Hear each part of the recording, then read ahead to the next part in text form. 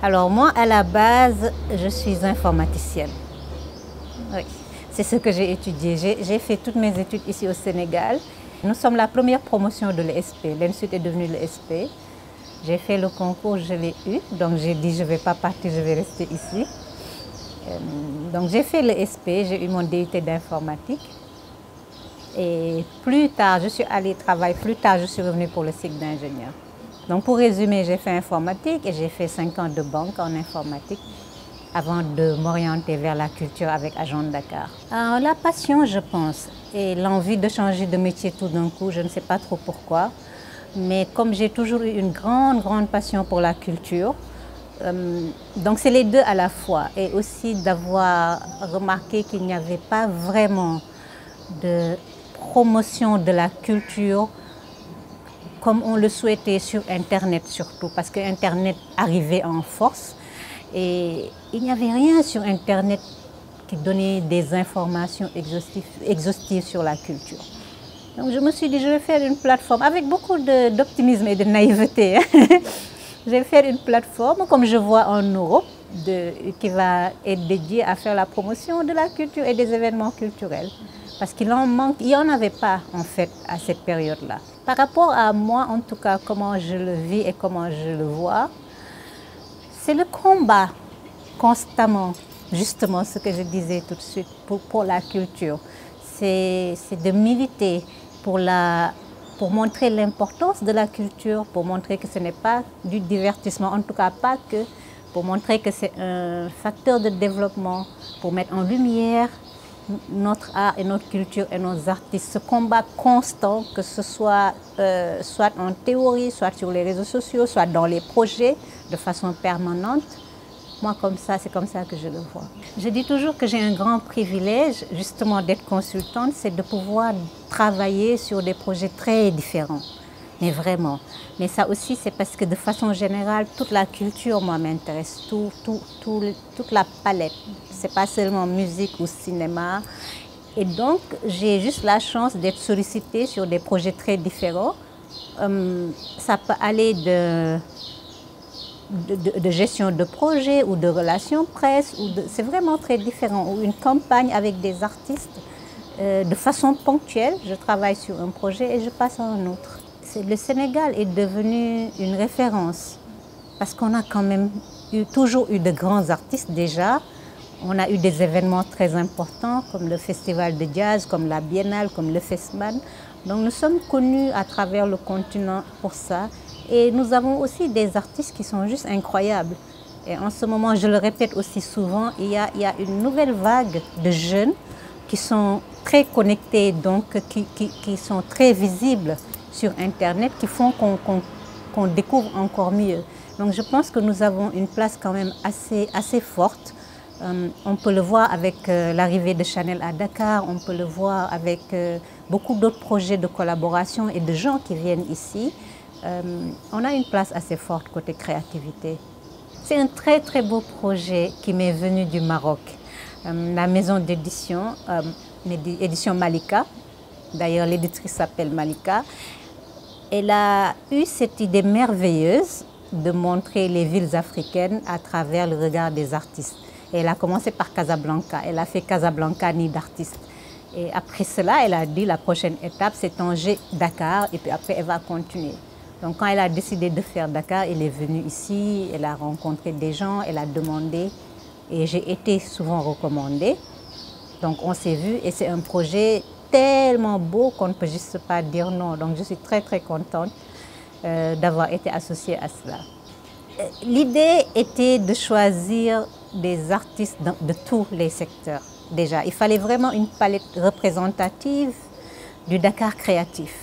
Et quand je dis le Dakar créatif, c'est justement de ne pas se limiter à la musique, les arts plastiques, le cinéma. On aurait pu faire un beau livre avec Youssou N'Dour, Coumba Gawlo, Soli Cissé, quelques grands noms et passer. C'est d'abord avoir toute la palette, ensuite avoir plusieurs générations, ensuite avoir une diversité dans toutes les femmes et tout ça. Donc, comme vous avez dit, je les connais, j'ai juste essayé par rapport à tout ça de choisir 100 artistes sur un nombre incroyable d'artistes incroyables. on se rend compte qu'il y a tellement à faire. Il y a tellement encore à montrer. Je pense que dès qu'on commence, moi c'était déjà, et c'est aussi ça, ce projet c'est une suite de ce que je fais depuis avec Agent Dakar et de mettre en lumière. Et là je suis très fière parce que le mettre dans un livre c'est différent parce que c'est un livre qui va rester. Donc ça c'est déjà une grande fierté. Mais plus on fait et plus on se rend compte qu'il y a encore à faire. Dans ce livre par exemple, j'ai une petite frustration parce que j'ai beaucoup parlé avec les artistes. On a échangé, c'est sans artiste, sans interview. Et vous êtes journaliste, vous savez ce que c'est, on ne peut pas tout mettre. Donc déjà, il y a beaucoup de choses qui ne sont pas dans le livre. Rien que ça donne envie. Oui. Et puis après, il y a 100 artistes dans le livre. Mais imaginez les autres artistes qu'il y a encore à montrer. Et imaginez les autres acteurs de la culture qui ne sont pas des artistes. Les commissaires d'expo, les directeurs de festivals, les galeristes. Donc il y a beaucoup à faire. Après, cela dépend du temps, des moyens, de comment on peut le faire, mais il y a beaucoup à faire et ça donne envie, oui. Écoutez, moi je dis toujours, mais c'est souvent en parlant des artistes qu'avec très peu ils font grand chose et je trouve ça admirable, vraiment. Après, l'entrepreneuriat, c'est toujours très difficile, que ce soit en culture ou ailleurs. Mais je pense qu'en culture, c'est encore beaucoup plus difficile parce que les gens ne font pas assez confiance.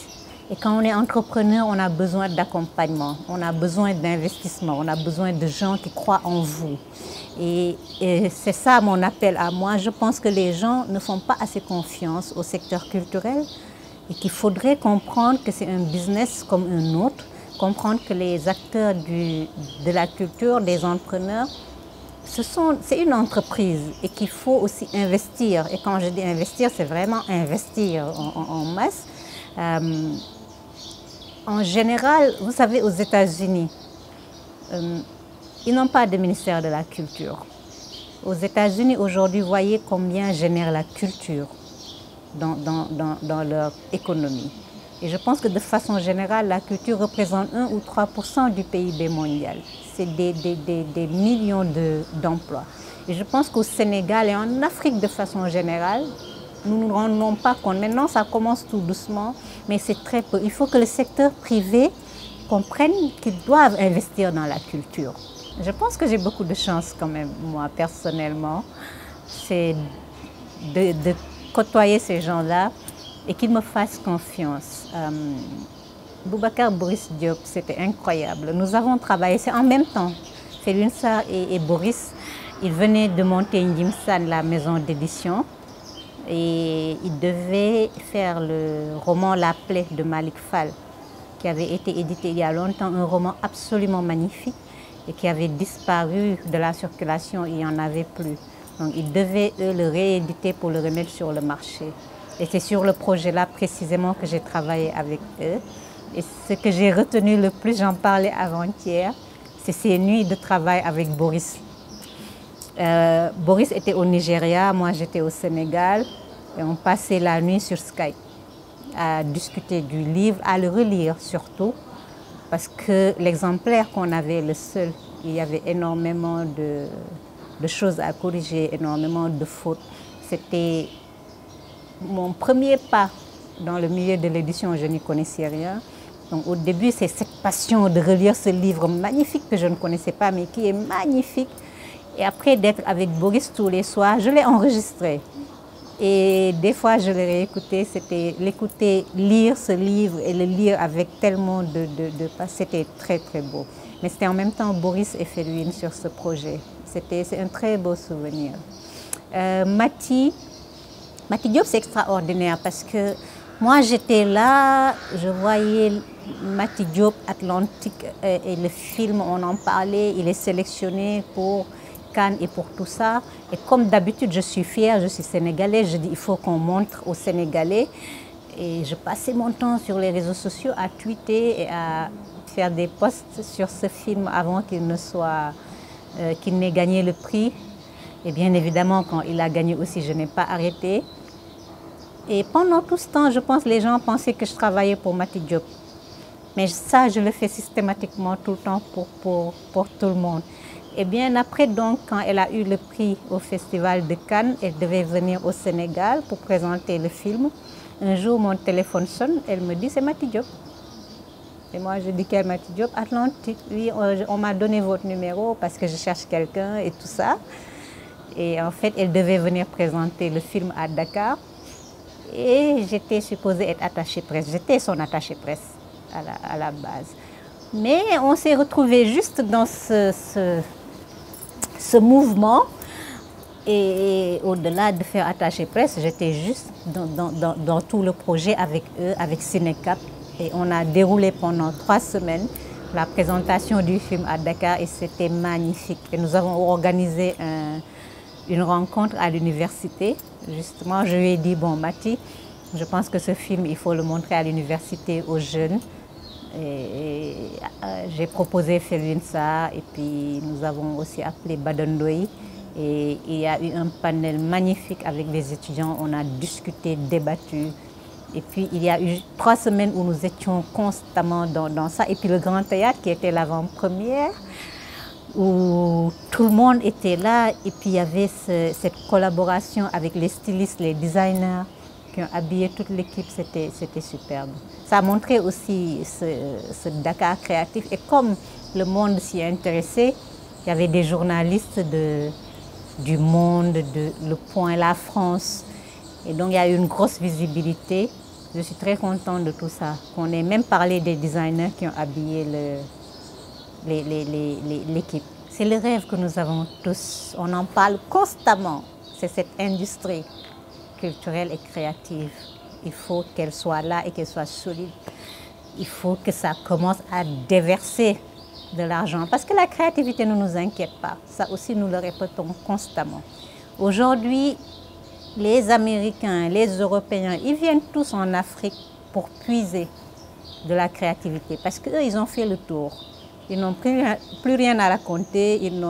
Pour innover, ils viennent ici, ils prennent, ils vont faire de grandes choses et ils récoltent beaucoup d'argent. Maintenant, il faut que nous, avec cette créativité incroyable que nous avons, nous puissions faire de grandes choses. Nous faisons déjà. Mais c'est le niveau, c'est ce que je disais aujourd'hui. Il faut que les gens déversent beaucoup d'argent dans la culture pour que la culture puisse générer cette grosse industrie. Comme vous voyez les blockbusters de cinéma, là. Vous voyez Black Panther, ce que ça a généré comme argent. Vous avez vu? Black Panther s'inspire de quoi? Nous, aujourd'hui, il faut qu'on puisse faire des Black Panthers en Afrique. Je l'ai dit hier dans mon entretien. Il faut qu'on puisse raconter les femmes de Der. Comme Women King, on a des femmes comme ça, on a des histoires comme ça et encore mieux. Tout ça, ils se sont inspirés de nous. Il faut qu'on puisse raconter ces histoires, Samori Touré, Soundiata Keita, qu'on en fasse des films incroyables qui vont être vus partout et qui vont générer... Ça, c'est juste un petit exemple, c'est pour que ce soit concret. Toute la culture peut faire ça. Mon rêve, c'est ça. Toute la culture peut générer une économie. La mode, voyez ce que la mode rapporte dans le monde. Voyez ce que font nos designers. Donc, en fait, c'est là. On a ce qu'il faut, en tout cas côté talent. Et maintenant, le reste, c'est l'investissement, les structurations, les formations. C'est toute une chaîne, encore une fois. Il faut qu'elles se mettent bien en place et que finalement, ça fasse une belle économie.